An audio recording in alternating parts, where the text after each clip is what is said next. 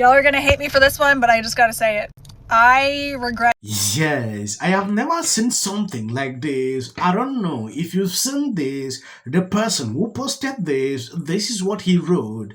This woman regret voting for Trump, but you really have to hear the reasons why. Hmm. Sometimes when I look at people like this, I'm actually shocked.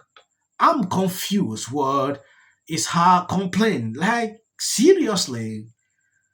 Before we even go into this video, please watch this. It's a constitutional crisis. The Dems are saying what Doge is doing, it's a constitutional crisis. So I just have a couple questions. When back in 2020, when we were being told we had to do things by someone that we did not vote for, how come that wasn't called a constitutional crisis? When we allegedly misplaced 500,000 children, how come that wasn't deemed a constitutional crisis?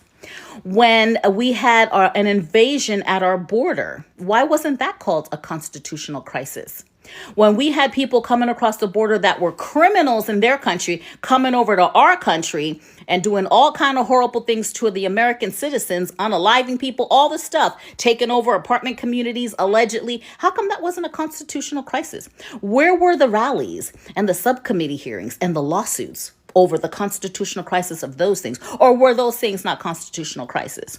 Why wasn't it a constitutional crisis for the people in North Carolina and Florida and Tennessee during Hurricane Helene and all of the shenanigans that was on the heels of FEMA, allegedly? How come that wasn't a constitutional crisis? How come the wildfires and the misuse of all of the funds that went to California and allegedly the reservoirs being not filled with water and the hydrants being empty, how come that wasn't a constitutional crisis? How come there were no rallies and subcommittee hearings and lawsuits?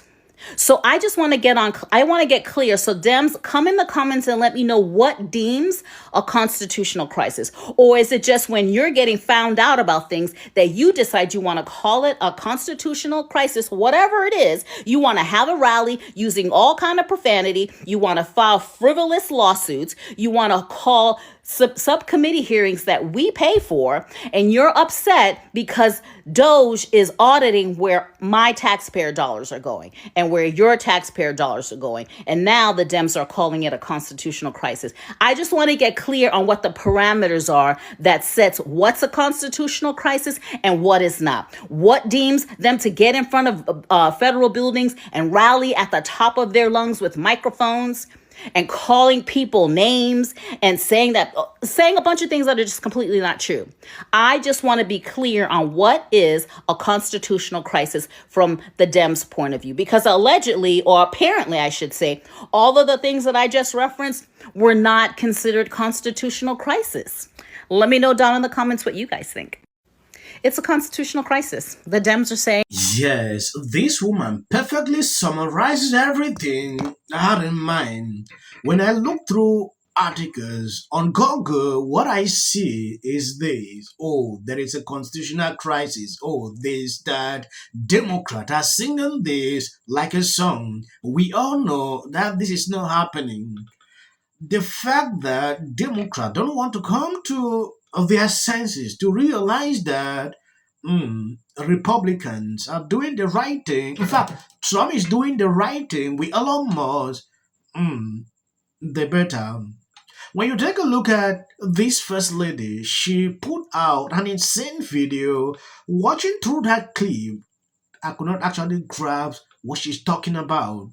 Why she even took a decision to even put out this video online that she's regretting why she voted for Trump. It is crazy and ridiculous to even watch this video. Take a look at this. Y'all are gonna hate me for this one, but I just gotta say it. I regret voting for Donald Trump, which, crazy enough, I never actually thought that I'd ever say, ever in my life. As somebody who is a former Democrat and a never Trumper, I obviously opened my eyes during 2020. I've been very open and honest about this. I was very, very, very liberal, voted for Hillary, voted for Obama. Didn't vote in 2020 because I didn't like JB, but I definitely was not going to vote for the orange, crazy, scary man. But over the past 4 years, I feel like I've kind of done my research and dug really far into the Republican Party. I started doing political content here on my page. And over the past 4 years, there were a lot of promises that were made. There were a lot of things that we were told that would happen once Donald Trump got into office. A lot of promises that were made to the Republican Party, to even liberals. And I just want to say that I've kind of been sitting in this for the past few weeks, since obviously he took office a few weeks ago. And I've had this really bad pit in my stomach over where I sat politically and over the vote that I cast. And I've officially come to the realization that I regret voting for Trump. I mean, there's one big promise that we were told over and over and over again that I was really hoping would hit hard. Maybe not day one when he got into office, because let's be honest, no president can do really anything on day one, at least not make laws effective that date. But we were promised it would be pretty quickly, and that right there was the right for women to work. We were supposed to get that taken away, and here I am, three weeks after he was elected. Got put into office, and I'm at work currently.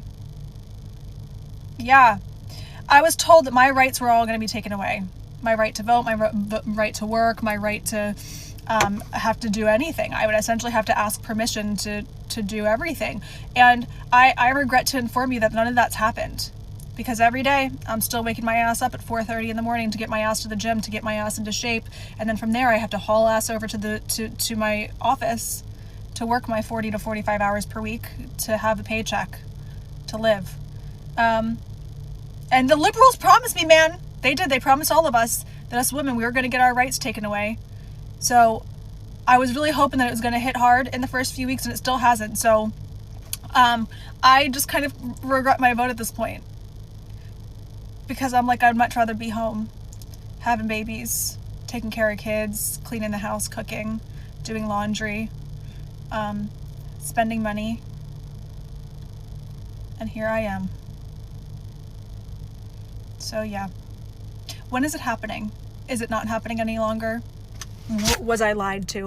But I want to just talk about the optics and the politics of what happened last night. Yes, I know you were furious when you saw the beginning of this video and what it turned out to be. This is it.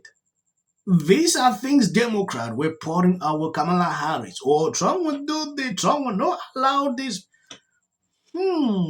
These people would change their mind are suddenly realizing that they took a good decision.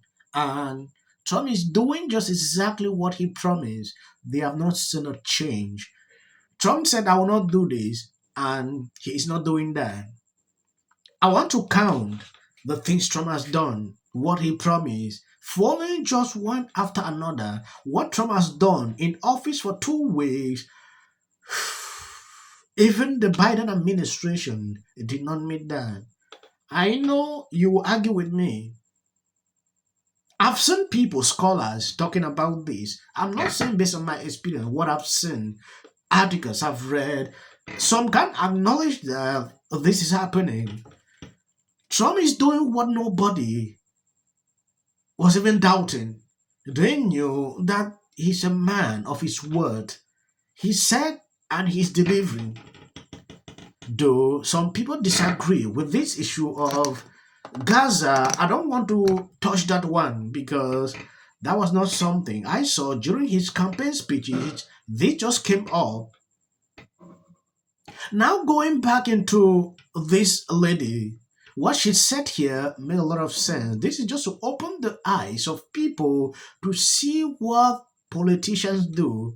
They will paint you red. Now, I really wanted to see people disagreeing with this lady. How do you feel like it's been going doing the show through the Trump era? I think it has been terrible and fun. I think I get a lot of enjoyment. At the same time, though, when you compare what appears to be quite a bit of transparency in this new Trump administration versus the lack of transparency we received during the Biden administration, well, I mean, optically speaking, I think most Americans are going to have this sense that, you know, Trump is telling the truth. So White House Press Secretary Caroline Leavitt announced that the Associated Press has been banned from the Oval Office. As press secretary. And nobody has the right to go into the Oval Office and ask the President of the United States questions. That's an invitation that is given. Are Black Africans. Yet only 4% of those Black Africans own the land. Yeah. Thank you guys for always been sharing on my videos. I don't want to make it long. If you see clips behind here, this is for the algorithm. Someone asked me, is it helping your channel? Yes, it is helping the channel. If it was not helping, I would not put. Mind-boggling that he would be shutting down PEPFAR. A bully and a thug who's the president of the United States, U.S., it's everywhere.